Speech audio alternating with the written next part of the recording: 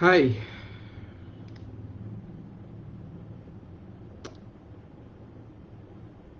hi. I'm Manan Choksi, and I'm here ready to talk to you about education. So I'm Manan Choksi. I'm Executive Director of Udgam School, Zaber School, and a few other schools. Uh, we are going to talk today about positive side of COVID on education for underprivileged children.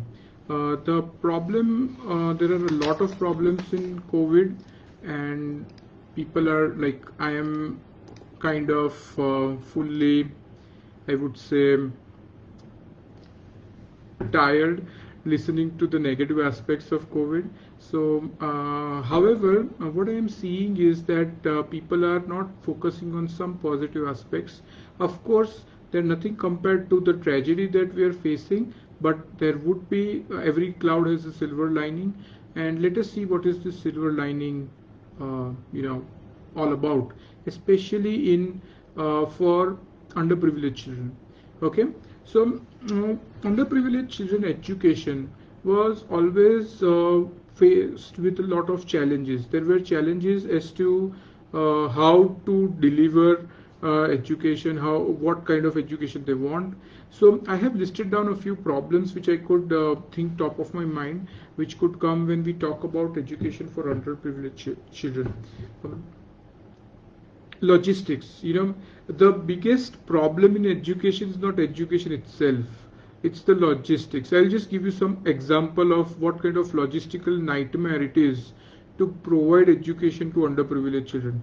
So there is like a school, and usually underprivileged children are not located in a multi-story building.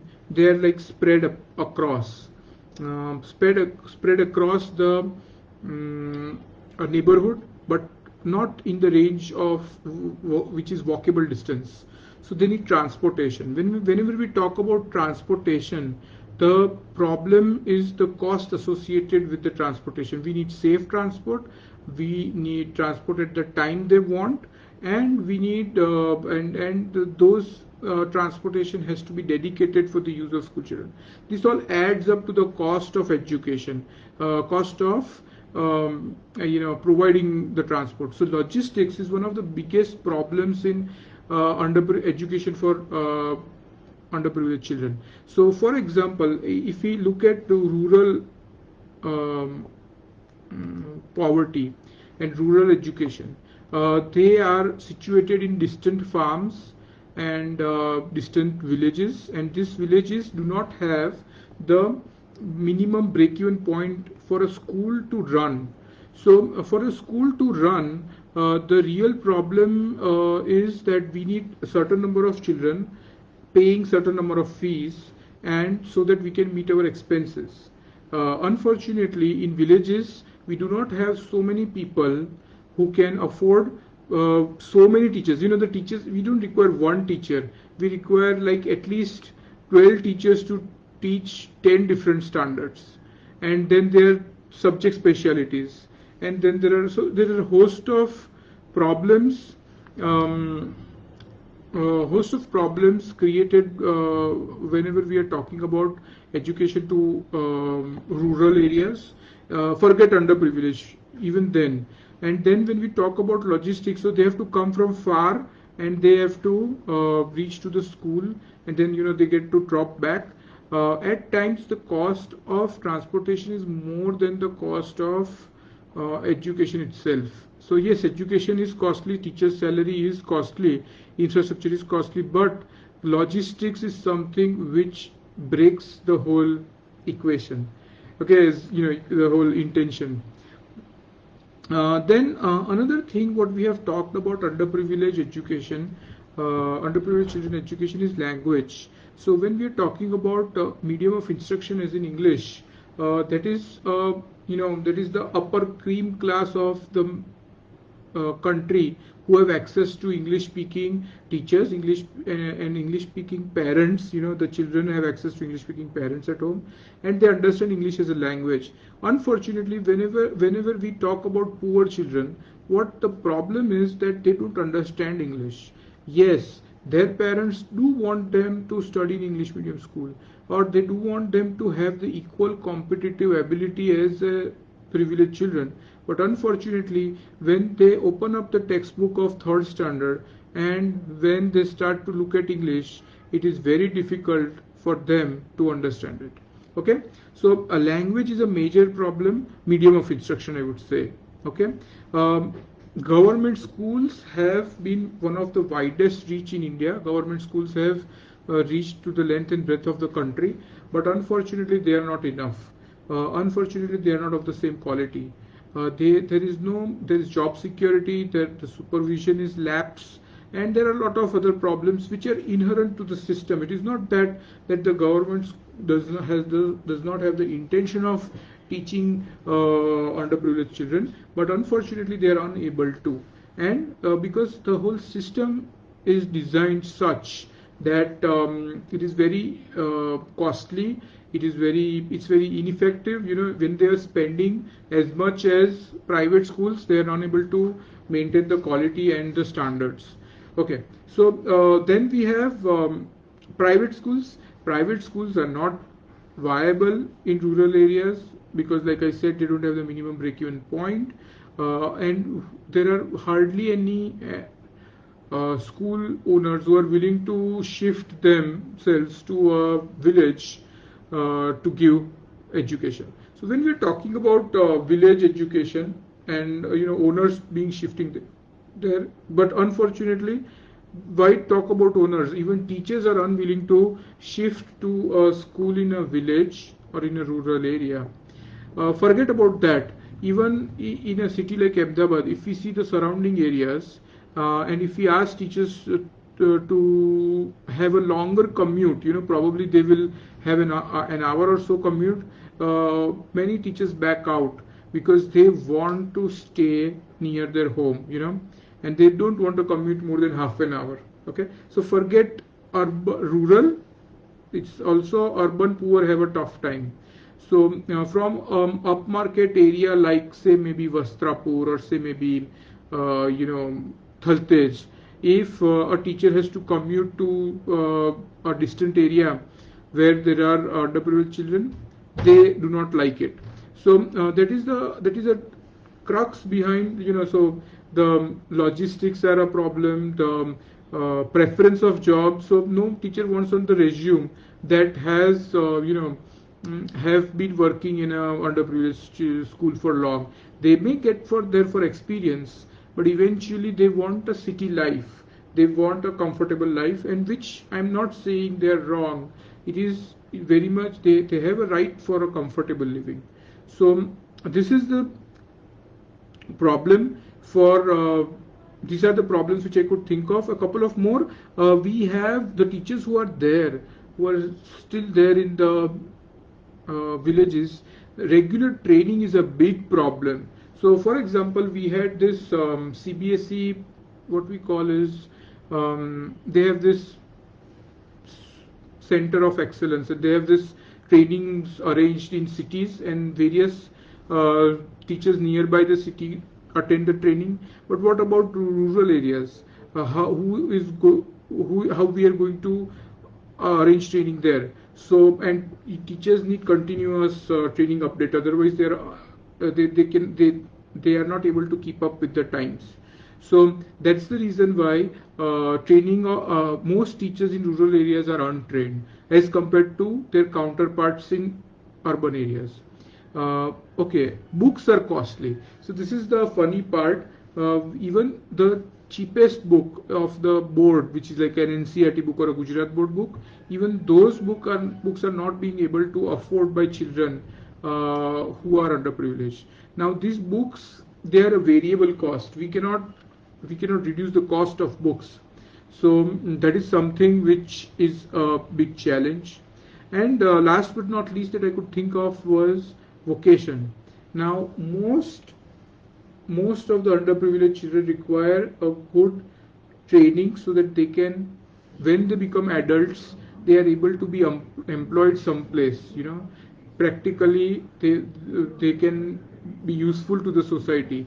Unfortunately, our education, which is right now city oriented, is focusing on college admission, and getting a college degree is the main aim of school education. Unfortunately, it is built for city dwellers because here professional parents want their child to be professional, and they want them to go to good college, get good marks, and get a good job. While underprivileged children in rural areas, they do not want education for college admission. They want education for a better livelihood than their parents, and the simple thing is vocational.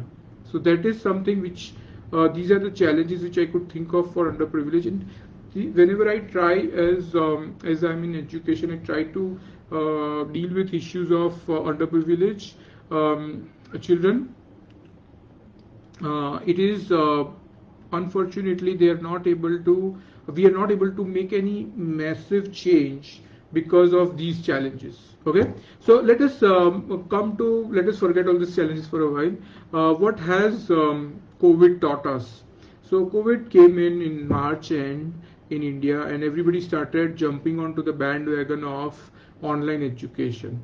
Today, most schools in India which are charging more than 25,000 rupees fees are providing online education, and I would say that out of that, most schools do a decent job. I would not say we are doing a good job. We have a lot to learn. I would not say any other school is doing the perfect job. They also have a lot to learn. But what I'm saying is that 4 months ago, nobody was doing any online education. Today, almost everybody are doing online education. So this is what we call is a massive shift. Now there is this area of now combine this with the challenges of what we discussed about underprivileged education. What COVID will impact in the long run is very simple. Well, to start with, internet access. Internet access is, thanks to Geo, it is at every place. Thanks to a lot of other things like TV available, entertainment available. It is also available in most of the middle class homes in quality, stable internet access. What I foresee is that it is just matter of time when the cost of connectivity will still reduce because of the adaptation, because of the penetration, because of the volume it generates. It will still reduce, and the quality of internet connection will still spread across rural masses, and then that's the time where we are able to make a massive upgrade to underprivileged children education. So we did two things for two important things. First is a device, and second is bandwidth. Right now bandwidth is available at a price which middle class can easily afford, like a Reliance Jio would cost around say 300 rupees a month. It is easy to afford. The problem is that maybe underprivileged children cannot afford it. Maybe they require a 50 rupee Jio. So but that is a very easy problem to solve. I think it is just matter of time when Reliance will bring out an education pack on which only education materials work, and all the entertainment things are blocked, and it is given out for cheaper. So, and even if it is not, the cost of transport, what the children you had to bear for reaching to the school is more than the cost of Reliance Jio. So already, even if at this rate, children are better off having Reliance Jio internet at home rather than going to school, walking to school. Some people think that walking 2 kilometers is okay, but the problem is that it requires food, and poor people don't even have food, and they won't have. I would not recommend walking these days because of rains, because of road accidents and everything. So walking is not free. It has its cost of its own, and at times annual, like on a monthly basis, is much more than what Reliance Jio would cost. Okay, so cost of devices is another big hindrance. I have seen that device compatibility has increased tremendously, and we do not require an Apple iPhone or an iPad for education. We can just do with an Android phone. And what does an Android phone cost? Okay, it costs are reducing by leaps and bounds. So the more people adapt to it, the cheaper will it be. Okay, so I think in the long run, like maybe say 6 months later, you will see better phones available at cheaper price. Let this COVID go away, when the factory starts going, and there will be better phones at cheaper price.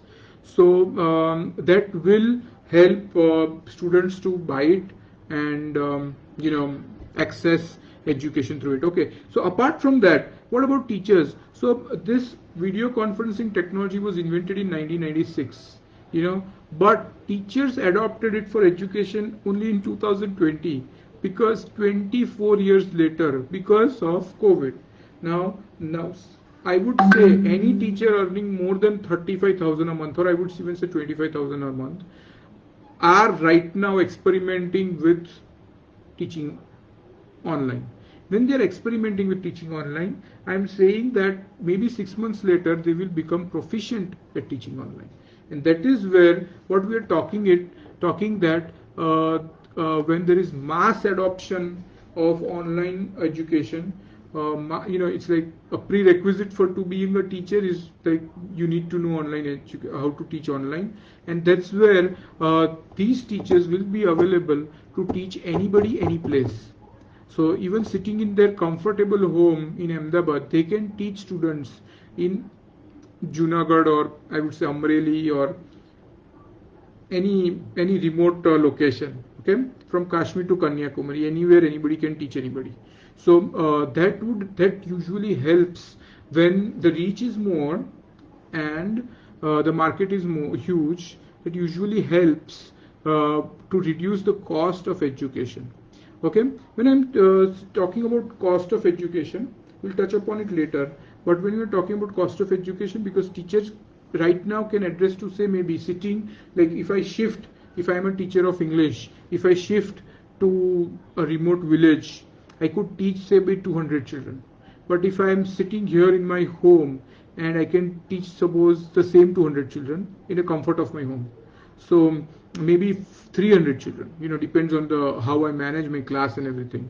But sitting in my home, which I get all the comforts of life, and still I can teach to the remotest child. So that is a very big opportunity. Important thing is with teaching, when we talk about teaching, we are talking also about pedagogy method of teaching. And what I have seen is that there is a concept of testing, taking a test before the standard, before the chapter is discussed, the topic is discussed, and one taking a test after the chapter is discussed. The problem happens is that in a manual way, taking so many tests, assessing takes up a lot of time of teacher. But doing it online, it is matter of minutes, and you can reuse the question bank whenever you want, and you can get the results, and you can get the analysis, and the entire all records are at a click of a button is accessible. So when you are sitting here and doing remote education, these online tools help a lot, and this is just the tip of the iceberg. I'm telling you, I have seen technology progress in industries by leaps and bounds. I'm telling you that what we have touched upon is a tip of the iceberg, and sooner it will be within 6 months, teachers will be more proficient, technology will be available better, which is suited to online classrooms. Okay, right now technology is adapted. So what we are doing, this is like Facebook Live. It is usually done for lectures. It is done for like public events.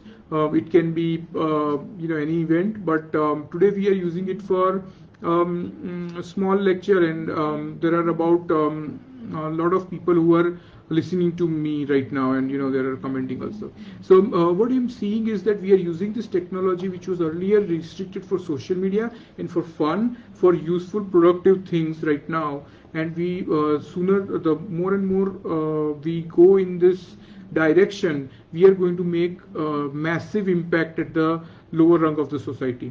Okay. Another important thing what I have seen is that apart from cost of teaching, teacher's salary, apart from the logistics, the biggest cost the school faces is infrastructure. CBSE requires at least 4,000 square meter of plot for a school, okay, in a rural area, or 8,000 in a rural area to be precise.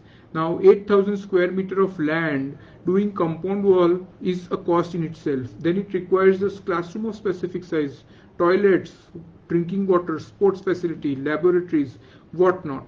And apart from all that, they have they require teacher of certain qualification. To build a CBSE high quality CBSE school in village is impossible. And when I'm saying it's impossible, what I'm saying is impossible to be not only to bring the capital upfront. We are talking about making it sustainable year on year.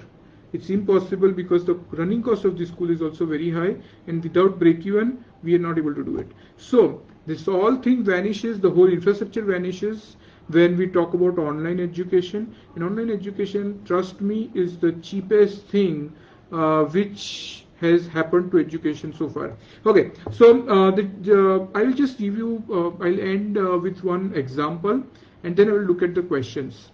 Okay, so we have electricity. Okay, I'll talk. Electricity was invented in, I think, 1880s, if I'm not wrong. Probably in 1881 there was electricity was available to purchase. You can buy electricity. Now the problem is that manufacturing till electricity was invented was powered by steam powered crankshaft. So steam powered engines were there, then there was this crankshaft, and that was the power it provided, and that is how all the machines ran. So even though the electricity was invented in 1881, till 1920 there was no tangible improvement in the productivity of factory output. Okay, why did that happen? Because earlier investments, though, what did the earlier factory owners do? They just made the same machine run on electricity. So whatever it was inefficiently designed to suit the crankshaft to deliver the power, it was the same thing. The design was not changed. Way later, in 1900s, about 20 to 30 years later, it was, the whole factory was redesigned, where electricity was just provided with wires, and the layout was more cost efficient, was productivity efficient. So this is it took about mankind 30 years to adapt to a massive invention like electricity. So some people may say that electricity was first, it was long back, and what do you expect? Electricity, it would take time for humans to adapt to it. I'll give you another example. In 1980, by the time computers were invented about 30 years ago, 30 to 40 years ago, in 1980, it was widely believed that there was no productivity increase with the help of computers. That productivity was like it was same as it was before. Computer promised to improve productivity, but it didn't. So what happened? Eventually, by 1990, in 1980, there were so many people criticizing the role of computer. They thought that it is the biggest productivity drain. To learn computer and to implement it takes more time than doing the job by hands. in 1990 it was realized that actually computers had massive increase in productivity. So it took about 30 to 40 years, for mankind to get the benefits of this. Now in teaching, technology was never used, never ever it helped productivity. In each profession, in each knowledge profession, be it accounting, be it medicine, be it construction, be it manufacturing, be it any profession, computers, technology played a huge role. I'm not talking about computers alone. I'm also talking about a lot of information technology. They played a major role in improving the productivity. But in education, it was same till now. COVID has helped improve productivity drastically and help teachers, do a lot of things. So with this, whenever there is an increase in productivity, the cost per child or cost of the output reduces, and that is where I'm coming to, is that is why I have big hopes that COVID will bring tremendous change. Let the crisis pass. There will be a unprecedented benefit will be given to children, especially in the lower strata of the society. Okay, so that is what I had to say. I will look at some questions if I have to answer.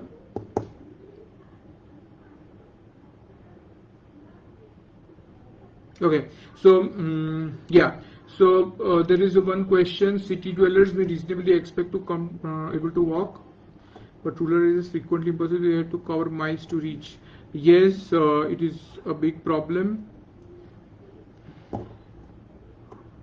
Yes, so sanitation. Oh my God, the problem in sanitation in schools is, exponentially increased with COVID. With COVID, we want clean schools, but unfortunately, what we have right now is dirty washrooms in schools which underprivileged children go to. Okay, so yes, so there is this point.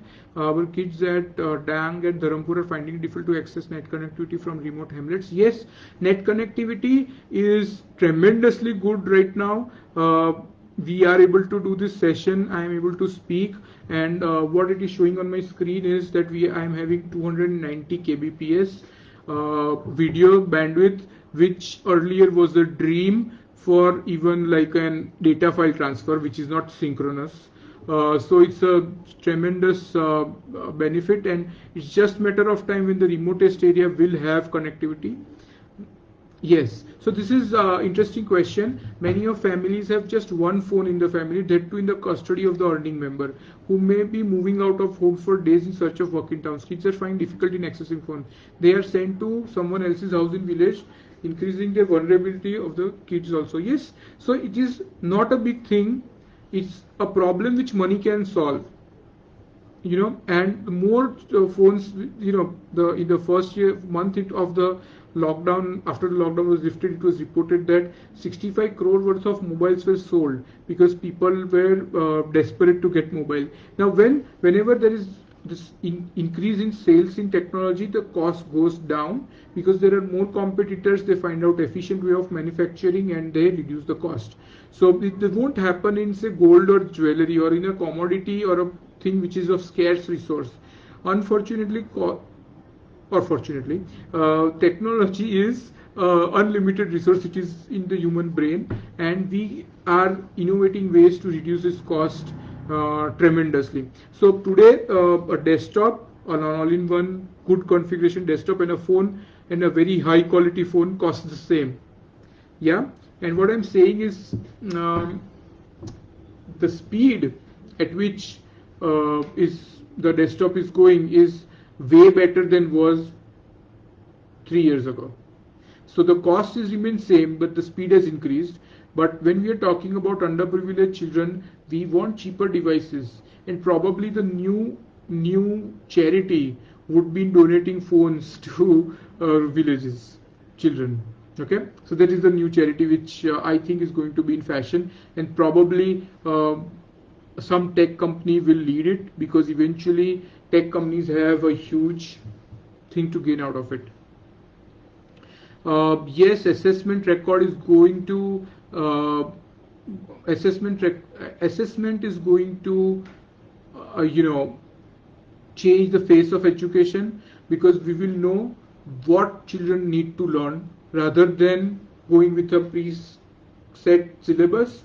We can find out that at times their base is not proper. At times they know what we are trying to teach, so they're ready for more.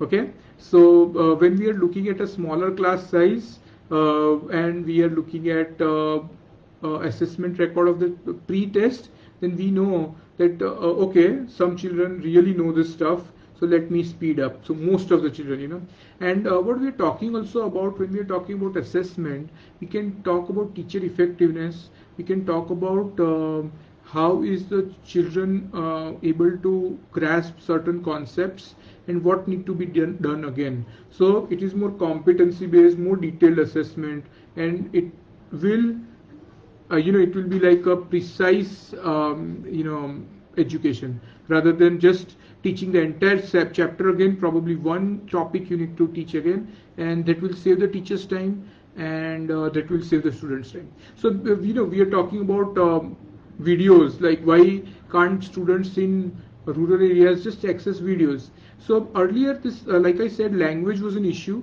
and the content was not available for local language. But with this tremendous content being uploaded on YouTube every day, I don't think that will be a big challenge again. It's just matter of time when you will have all Indian languages major will have the entire syllabus on YouTube, and it's just matter of time. I'm telling you, it's just like probably by the next time when you schedule my webinar, probably by then things will be way better. Okay, so that is it from my side. I have if anybody has questions or comments, they can write down in the box, and if I am able to reply, I will. Yeah. So some people do also believe that education is the privilege of rich, but that was also true when we did not have YouTube, TikTok stars. Today a lot of people across India are experimenting video making on YouTube, video making on Instagram, and they're stars of their own right. So it's education is exactly the same. Once we have the enough content there, it's just anybody will be self-educated. Okay. So okay. So that's it from my side. I will just end this session and be positive. I see a lot of negativity out there, but it's not as bad. We are all going to survive this crisis, and we are seeing death rates plummet. We are seeing survivors being fit and fine after they have recovered. So I think there's a lot great things which are in store for us, and let us stay home, stay busy, stay sane, and stay safe, and have fun. Okay. Yeah, somebody said, I wish to comment that given the post, tuition classes might become a thing of past because ample resources are fun. Yeah, so tuition classes have a role to play. Actually, it is not that they will be outdated, because what tuition classes should do is give personalized education. Unfortunately, what they're doing is they're doing the same thing again and again. So it's insanity when you are trying the same thing and expecting different result. So if tuition classes really need to be effective, they need to do remedial education. They need to find out what are the weaknesses of the child, and which with the use of technology can be done very effectively. So tuition classes, everybody needs to adapt to survive, else we will be dinosaur. So this is like the meteor striking the earth, and these dinosaurs have changed in atmosphere, and we are like, the school education system is like dinosaurs.